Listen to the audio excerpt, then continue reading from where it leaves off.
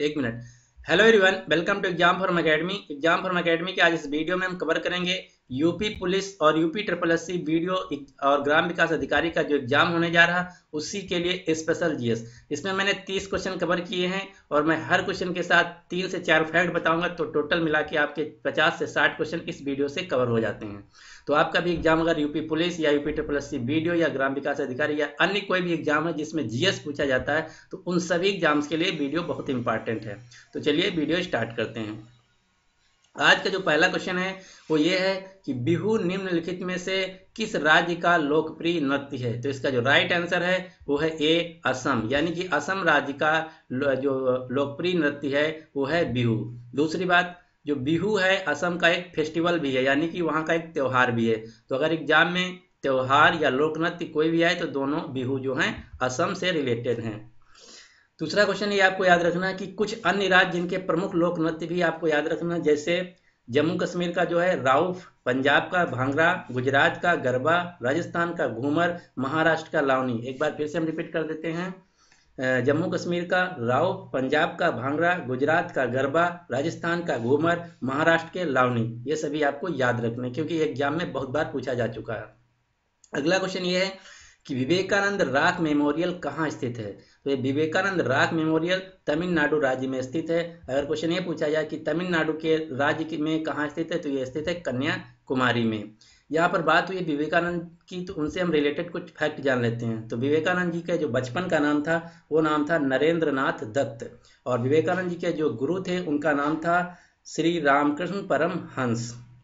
विवेकानंद ने अपने गुरुजी के नाम पे रामकृष्ण मिशन की स्थापना की थी। तो ये पूछा जाता है कि जो इन्होंने रामकृष्ण मिशन की स्थापना की थी वो कहाँ की थी। तो ये की थी पश्चिम बंगाल के बेलूर मठ में। अगला क्वेश्चन ये पूछा जा सकता है कि जो 1893 में शिकागो में धर्म सम्मेलन में हुआ था, उसमें भारत की तरफ से भाग लेने कौन गया था। तो उसमें भारत की तरफ से जो भाग लेने गए थे वो विवेकानंद ही गए थे। 13 सितंबर 1893 में ये धर्म सम्मेलन हुआ था। अगला question, question number 3, Mahatma Gandhi को राष्ट्रपिता के रूप में उल्लेख सबसे पहले किसने किया था। तो इसका जो राइट आंसर है वो है ए, यानी कि सुभाष चंद्र बोस जी ने सबसे पहले महात्मा गांधी को राष्ट्रपिता के नाम से संबोधित किया था। दूसरा क्वेश्चन ये यहाँ से ये बन सकता है कि महात्मा गांधी को महात्मा की उपाधि किसने दी थी। तो महात्मा गांधी को महात्मा की उपाधि दी थी रविन्द्रनाथ टैगोर जी ने। ये आपको याद रखना है। अगला क्वेश्चन, क्वेश्चन नंबर 4, प्रथम गोलमेज सम्मेलन कहाँ हुआ था। तो सबसे पहले हम जान लेते हैं कि गोलमेज सम्मेलन क्या है। इंग्लिश में इसको बोलते हैं राउंड टेबल कॉन्फ्रेंस। जब हमारा देश आज़ाद नहीं था उससे पहले हम सभी भारत के लोग जो हैं क्रांतिकारी लोग भारत को आज़ाद कराने के लिए विवश थे। तो उसी लिए भारत के लोग और ब्रिटिश के बीच जो संविधान बनाने का मसौदा तैयार किया गया था उसी को हम गोलमेज सम्मेलन के नाम से जानते हैं। ये 3 सम्मेलन हुई थी। तो जो प्रथम सम्मेलन था वो हुआ था लंदन में, द्वितीय सम्मेलन भी लंदन में हुआ था, तृतीय सम्मेलन भी लंदन में ही हुआ था। यह आपको तीनों याद रखने की स्थान। अगर एग्जाम में भी पूछता है कि प्रथम या द्वितीय या तृतीय गोलमेज सम्मेलन किस वर्ष में हुआ था, तो प्रथम जो हुआ था वो हुआ था 1930 में, द्वितीय हुआ था 31 में, तृतीय हुआ था 32 में। दूसरा क्वेश्चन यहाँ से बनता है कि प्रथम, द्वितीय और तृतीय तीनों गोलमेज सम्मेलन में भारत की तरफ से भाग लेने वाला व्यक्ति कौन था। तो तीनों सम्मेलन में भारत की तरफ से जो भाग लेने वाले व्यक्ति थे उनका नाम है BR अम्बेडकर, यानी कि भीमराव अम्बेडकर जी तीनों गोलमेज सम्मेलन में भारत की तरफ से भाग लिए थे। दूसरा क्वेश्चन ये बनता है कि महात्मा गांधी जी ने एक सम्मेलन में गोलमेज सम्मेलन में भाग लिया था, वो कौन सी सम्मेलन थी। तो महात्मा गांधी ने द्वितीय गोलमेज सम्मेलन में भाग लिया था जो कि 1931 में हुई थी, और ये तीनों सम्मेलन लंदन में हुई थी। ये सभी आपको क्वेश्चन याद रखने हैं। अगला क्वेश्चन, क्वेश्चन नंबर 5, देश का लौह पुरुष किसे कहा जाता है। तो देश का जो लौह पुरुष है, आयरन मैन, कहा जाता है सरदार वल्लभ भाई पटेल जी को। और सरदार वल्लभ भाई पटेल का प्रतिवर्ष 31 अक्टूबर को हम राष्ट्रीय नेशनल यूनिटी डे के रूप में मनाते हैं। इस साल यानी कि 2018 को 31 अक्टूबर को सरदार वल्लभ भाई पटेल की गुजरात में विश्व की सबसे ऊंची बड़ी प्रतिमा जो है स्थापित की जा रही है। तो ये भी क्वेश्चन पूछा जा सकता है कि सरदार वल्लभ भाई पटेल की सबसे ऊंची मूर्ति यानी कि स्टेच्यू भारत के किस राज्य में स्थापित की जा रही है, तो ये उत्तर हो जाएगा गुजरात में। दूसरा क्वेश्चन यहाँ से ये भी बन सकता है कि जो ये स्थापित की जा रही है इसकी लंबाई कितनी है, तो इसकी जो लंबाई है 182 मीटर है। जो विश्व में सबसे ऊंची स्टेच्यू है वो है चाइना में, जिसकी ऊंचाई है 152। लेकिन अब जब 31 अक्टूबर 2018 के बाद सरदार वल्लभ भाई पटेल की ये मूर्ति स्थापित कर दी जाएगी, तो ये दुनिया की सबसे ऊंची स्टेच्यू यानी कि मूर्ति बन जाएगी। ये चाइना की जो है 152 मीटर उसको भी पछाड़ देगी। ये अब चाइना की हो जाएगी नंबर 2 पे और भारत यानी कि सरदार वल्लभ भाई पटेल की हो जाएगी नंबर 1 पे। दूसरा क्वेश्चन यहाँ से बन सकता है कि सरदार वल्लभ भाई पटेल के जन्म दिवस को किस रूप में मनाते हैं, तो सरदार वल्लभ भाई पटेल के जन्म दिवस को प्रतिवर्ष 31 अक्टूबर को हम राष्ट्रीय एकता दिवस के रूप में मनाते हैं। ये सभी क्वेश्चन आपको यहाँ से याद रखने हैं। अगला question, question number 6, Mahatma Gandhi को अधनंगा फकीर किसने कहा था, तो इसका जो राइट आंसर है वो है सी, चर्चिल। चर्चिल जो है ब्रिटिश का एक प्रधानमंत्री थी, उन्होंने ही कहा था कि महात्मा गांधी को आध नंगा यानी कि आधा फकीर। अगला question, question number 7, Mahatma Gandhi निम्नलिखित में से किनसे अधिक प्रभावित थे, तो इसका जो राइट आंसर है वो है लियो टॉल्स्टॉय।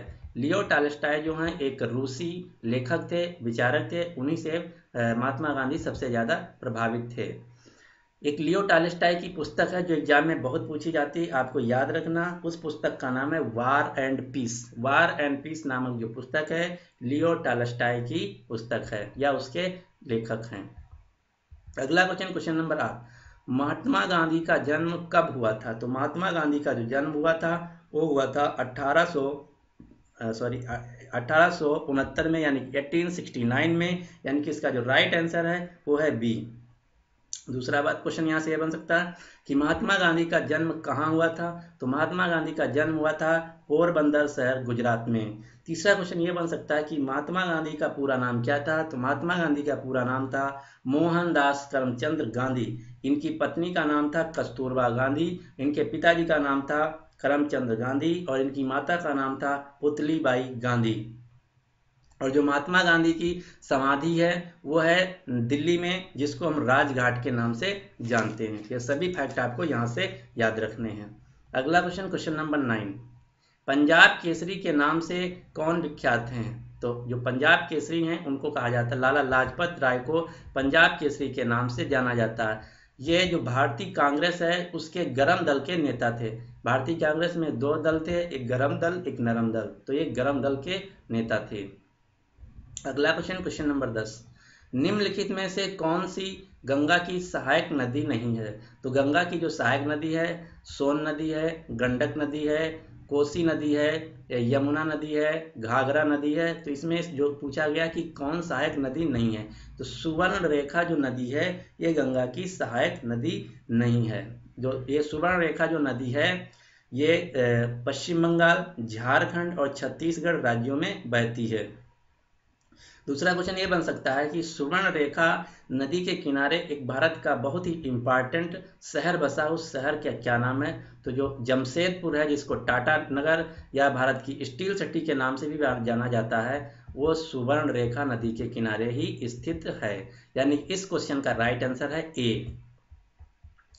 अगला क्वेश्चन, क्वेश्चन नंबर 11, गायत्री मंत्र किस पुस्तक से लिया गया है, तो गायत्री मंत्र जो है ऋग्वेद से लिया गया है, यानी कि इसका जो राइट आंसर है वो ए। और जो सबसे पुराना वेद है वो भी ऋग्वेद ही है। अगला क्वेश्चन, क्वेश्चन नंबर 12, हिंदी किस लिपि में लिखी जाती है, जो हिंदी है वो देवनागरी लिपि में लिखी जाती है, यानी कि इसका जो राइट आंसर है वो है सी। अगला क्वेश्चन, क्वेश्चन नंबर 13, ब्रह्मी लिपि को किसने स्पष्ट किया था, तो सबसे पहले हम जान लेते हैं ब्रह्मी लिपि क्या होता है। जैसे हिंदी लिपि होता है या देवनागरी लिपि होता है, तो उसी प्रकार से एक ब्रह्मी लिपि है। तो जो अशोक थे, अशोक के सम्राट अशोक, जो उनके लेख जो शिलालेख मिले हैं तो उनमें जो लेख लिखा है उस पर ब्रह्मी लिपि ही लिखा है। तो ब्रह्मी लिपि को जो सबसे पहले स्पष्ट किया था या पढ़ा था उनका नाम है जेम्स प्रिंसेप। यहाँ से दूसरा क्वेश्चन ये बन सकता है कि अशोक के शिलालेखों पे कौन सी लिपि के लेख लिखे हुए हैं, तो उसका जो राइट आंसर होगा वो है ब्रह्मी लिपि से लिखे हुए हैं। अगला question, question number 14। Question number 14 ये है कि राष्ट्रीय विज्ञान दिवस किस दिन मनाया जाता है। तो राष्ट्रीय विज्ञान दिवस जो है, जिसको इंग्लिश में बोलते हैं नेशनल साइंस डे, हम प्रतिवर्ष मनाते हैं 28 फरवरी को।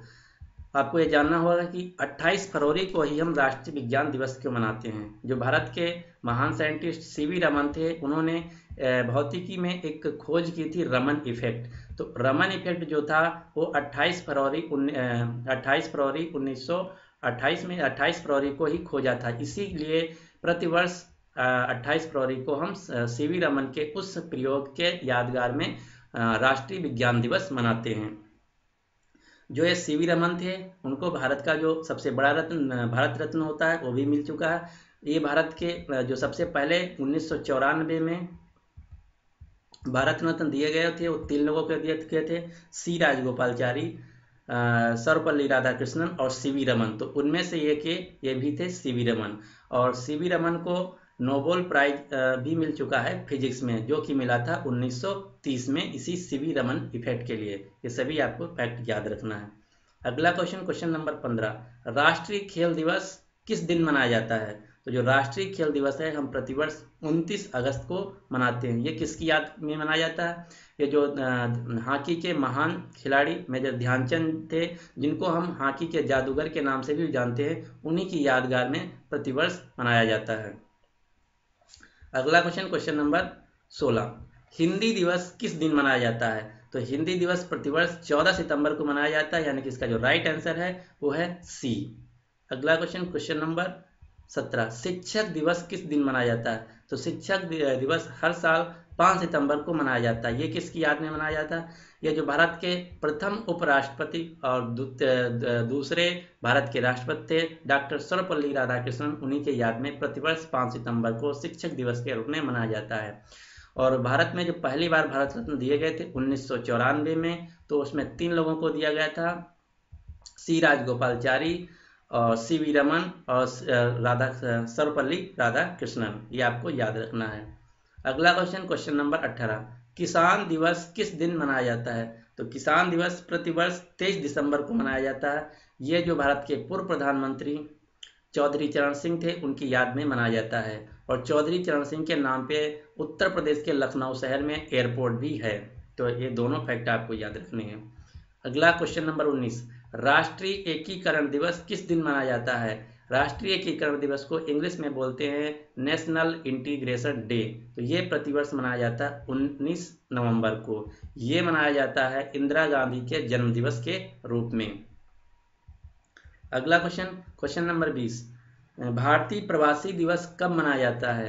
तो जो भारतीय प्रवासी दिवस है, ये 9 जनवरी को प्रतिवर्ष मनाया जाता है। पहली बार जो मनाया गया था वो मनाया गया था 1915 में।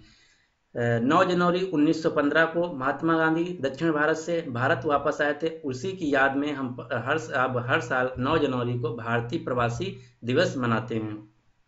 जो 2019 का भारतीय प्रवासी दिवस मनाया जाएगा, वो मनाया जाएगा बनारस शहर में, उत्तर प्रदेश के वाराणसी शहर में। ये बहुत ही इंपॉर्टेंट क्वेश्चन है, ये आपको याद रखना है। जो 2019 का भारतीय प्रवासी दिवस मनाया जाएगा, ये उत्तर प्रदेश के वाराणसी शहर में मनाया जाता है। इसमें होता क्या है, इसमें जो पूरी दुनिया में इंडियन डायस्पोरा यानी कि इंडियन कम्युनिटी के लोग जो फैले हुए हैं, उनको बुलाया जाता है और उनको भारत देश के बारे में बहुत चीज़ें बताई जाती हैं कि ये कल्चर यहाँ ऐसा है और भाषा यहाँ, उसको मतलब एक्सप्लोर करने के लिए ऐसा किया जाता है। अगला क्वेश्चन, क्वेश्चन नंबर 21, विश्व में डाकघरों का सबसे बड़ा जाल किस देश में पाया जाता है। तो इसका जो राइट आंसर है अपना भारत। भारत में सबसे ज़्यादा डाकघरों का जाल है, यानी कि जो पोस्ट ऑफिस है उसका नेटवर्क जो पूरी दुनिया में सबसे ज़्यादा है वो भारत में है।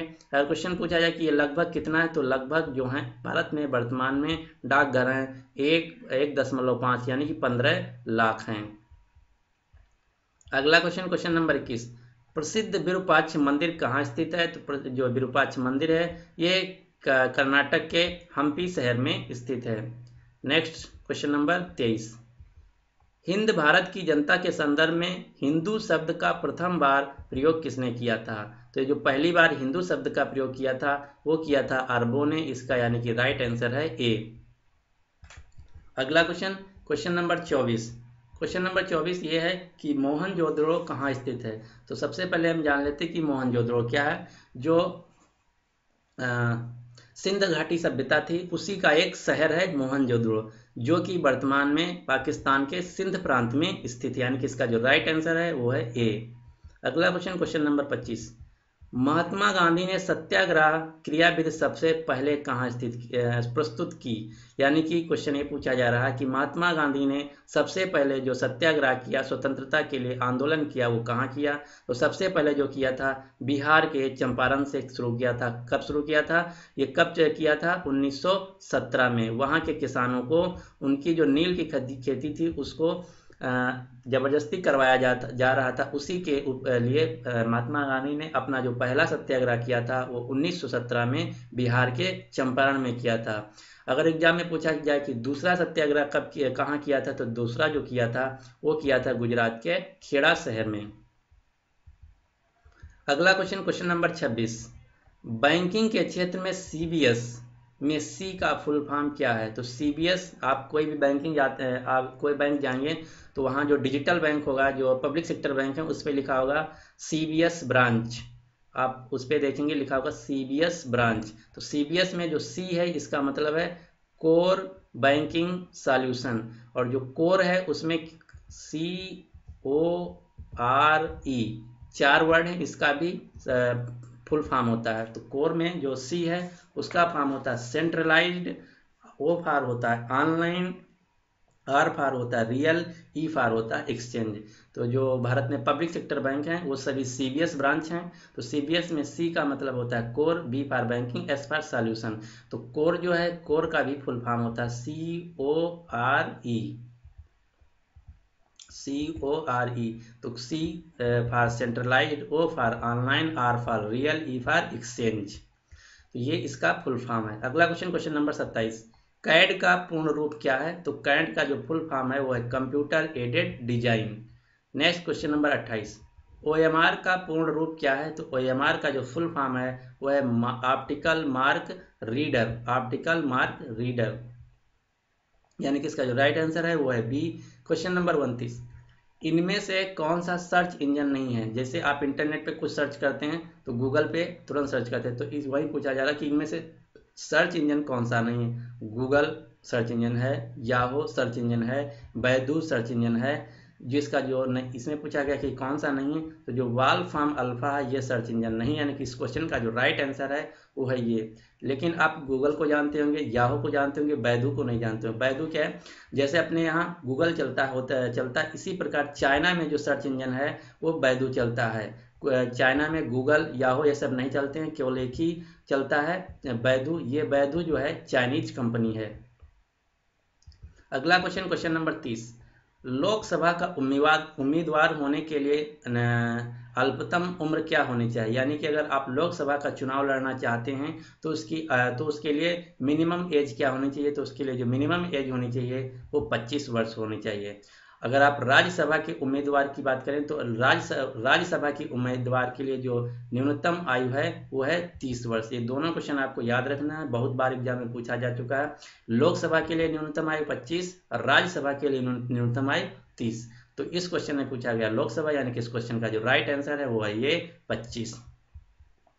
तो ये थे सभी इंपॉर्टेंट जीएस के क्वेश्चन जो कि आपके एग्जाम में आ सकते हैं। ये सभी क्वेश्चन बहुत ही इंपॉर्टेंट है और मैंने वही क्वेश्चनों को कवर किया है जो कि पिछले एग्जाम से मोस्ट रिपीटेड क्वेश्चन है। तो ये आपको एक क्वेश्चन सामने दिख रहा होगा, शिक्षक दिवस कब मनाया जाता है। तो ये क्वेश्चन आपके लिए, इस क्वेश्चन को आपको कमेंट बॉक्स में अटेम्प्ट करके बताना है कि शिक्षक दिवस कब मनाया जाता है। आपके ऑप्शन है 16 मार्च, 9 अगस्त, 5 सितंबर या इनमें से कोई नहीं। तो ये क्वेश्चन आपको कमेंट बॉक्स में अटेम्प्ट करना है। तो अगर आपको ये वीडियो पसंद आया तो आप लाइक करके हमको बता दीजिए कि आपको वीडियो कैसा लगा, क्योंकि लाइक करने से आप हमको पता चल जाए कि आपको वीडियो पसंद आया या नहीं। तो इसी प्रकार की अगर आपको वीडियो चाहिए तो हमारे चैनल एग्जाम फॉर्म अकेडमी को अगर अभी तक आप सब्सक्राइब नहीं किए तो इसको सब्सक्राइब कर लीजिए, और इसके साथ ही साथ एक ऐसा बेल बटन आपको दिख रहा होगा उस पर भी प्रेस कर लीजिए, जिससे कि मैं जैसे वीडियो अपलोड करूँ आपको नोटिफिकेशन मिल जाए और आपका कोई भी वीडियो मिस ना हो। Thanks for watching and good luck for your exam.